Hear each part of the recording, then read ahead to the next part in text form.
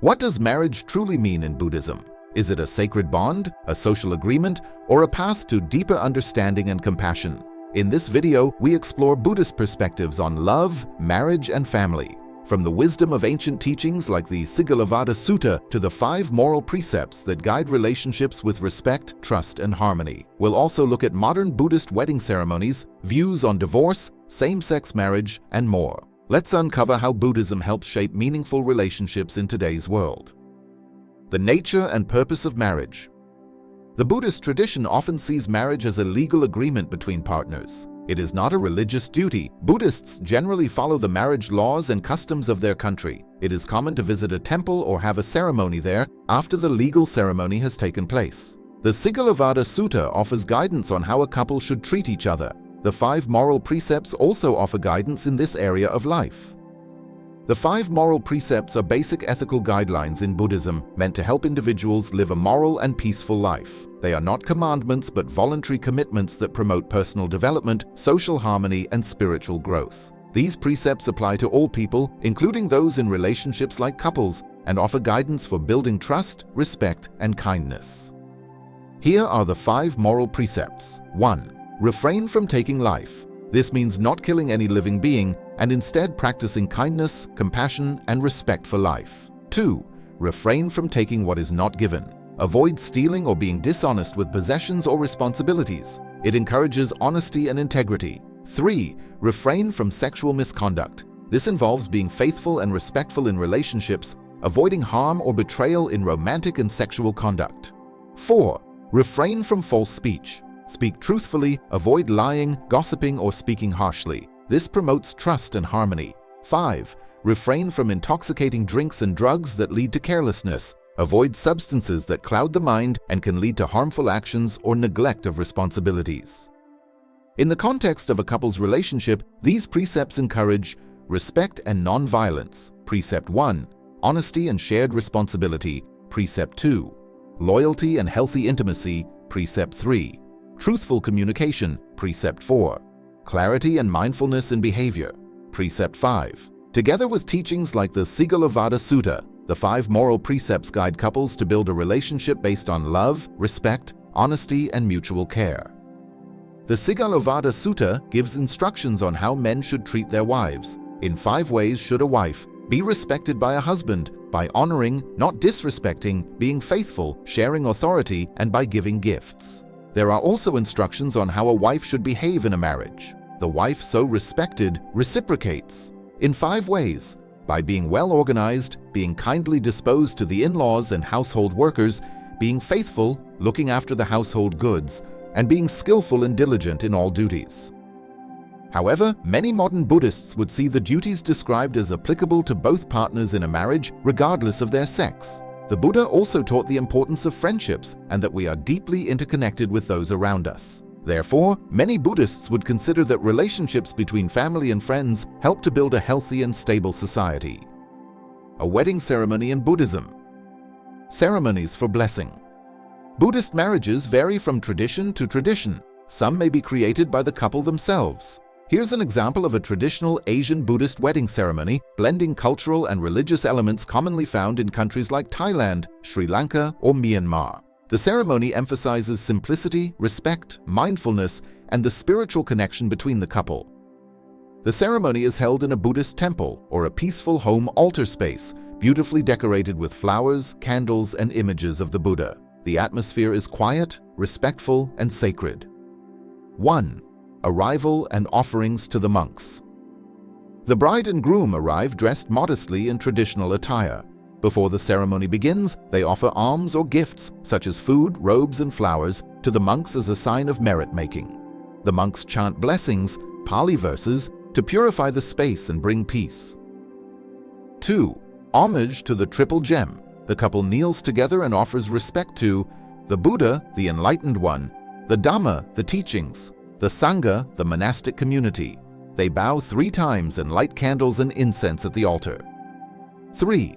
Reciting the 5 precepts. The couple repeats the 5 moral precepts after the head monk, committing to live a life of honesty, kindness, and mindfulness. Important values in their marriage. 4th Dhamma talk, short teaching by the monk. A monk offers a short sermon, often based on the Sigalovada Sutta, which gives guidance on the duties of a husband and wife. The husband should honor, respect, and provide for his wife. The wife should manage the home, be faithful, and support the family with love and care. The monk reminds them that marriage is a partnership rooted in compassion, patience, and mutual growth. 5. Pouring of water, symbol of blessing and unity. The couple pours water from a small vessel into a bowl, symbolizing the flow of good karma and blessings to all beings and their ancestors. This act represents the interconnectedness of life and the couple's wish to begin their marriage with a pure heart. 6. Chanting and sacred thread. The monks chant protective verses, parita, to bless the couple. A white sacred thread may be tied around their wrists or looped around their heads to symbolize spiritual connection, unity, and protection. E7. Final blessings. The couple receives a final blessing from the monks, sometimes sprinkled with holy water. A symbolic gift or certificate may be given to the couple as a memento of the spiritual union.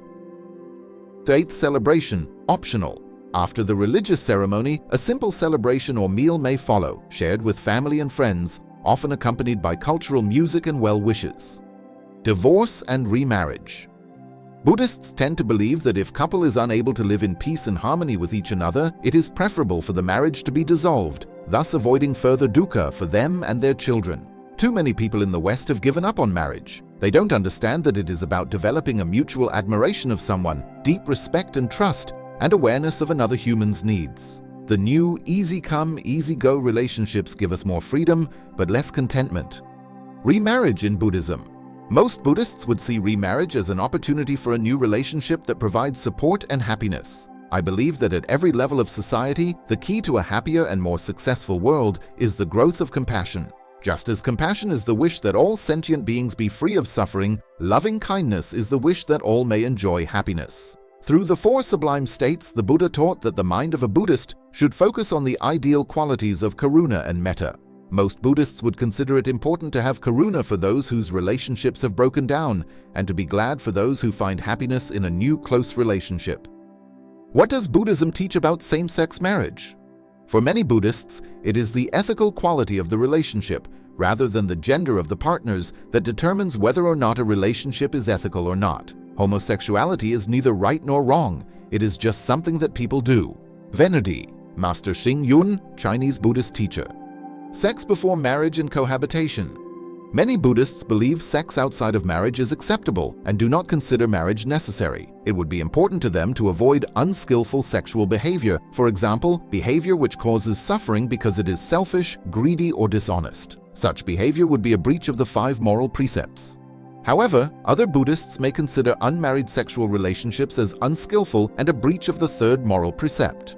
Many Buddhist monks and nuns choose a life of celibacy. This is so they can live free from the attachment of sexual desire and intimate relationships and have more time and energy for meditation, study, and reflection. However, there is a great deal of variation across the Buddhist world. For example, in the Zen tradition, which is part of Mahayana Buddhism, priests are often married.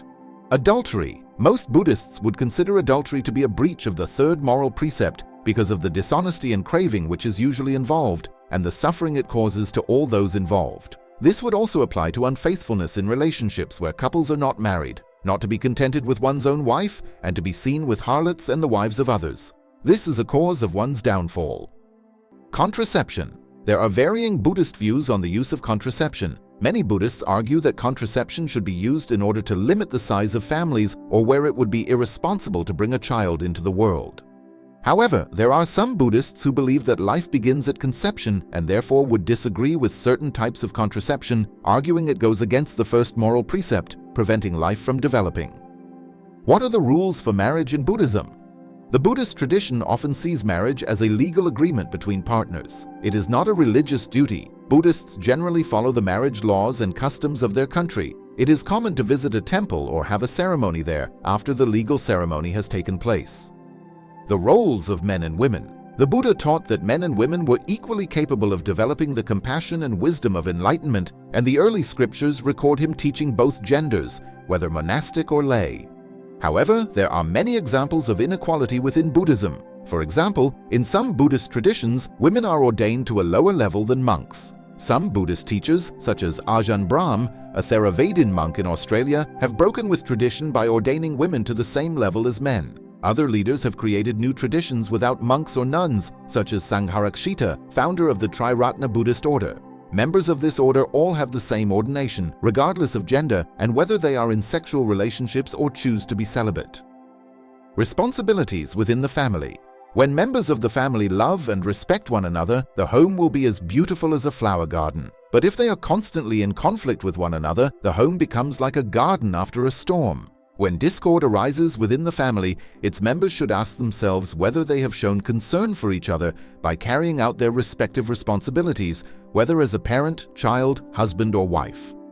Between parent and child, there is happiness and harmony in the home when parents do their best in bringing up their children, taking good care of them and educating them, and when the children appreciate their parents' efforts in providing for their security and well-being. Filial love is a form of respect that children have for their parents. A child may express his gratitude and respect towards his parents by 1. Supporting them, 2. Taking upon himself the duties that they have to perform, 3. Protecting the family property, 4. Preserving the family honor, 5. Making offerings in honor of them and transferring merits to them after their death.